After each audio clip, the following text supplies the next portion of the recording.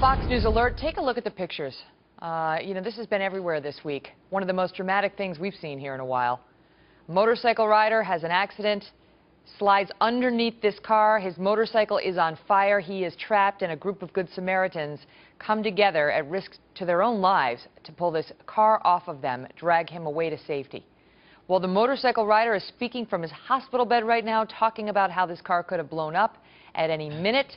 And Trace Gallagher picks up the story now from the breaking news desk. TG?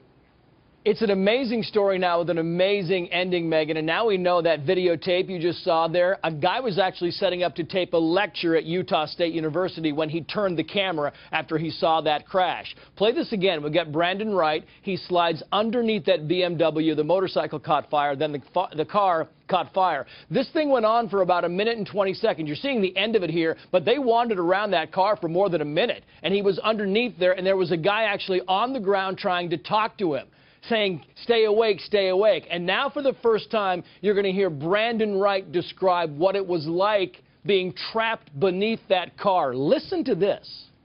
I do. I remember swerving to try and avoid the car, and then at the last second, I laid the bike down as a last-ditch effort to take up as much speed as I could when I knew I was going to hit it.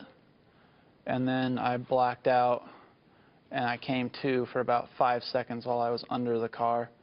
And I just screamed a couple times and threw up some blood, and it was lights out again. And I woke up to a man in a green shirt just kneeling over me and trying to get me to talk and keeping me awake. And I'd really like to meet him too, just because he did not let me close my eyes and go back to sleep.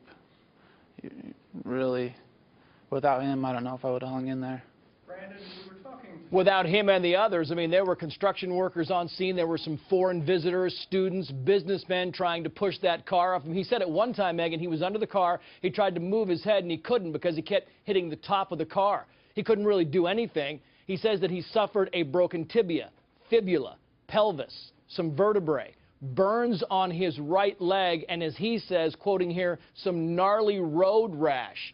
He says the car could have blown up at any minute, and he has no idea why those people didn't run, but they stayed and helped him. He could not be more grateful.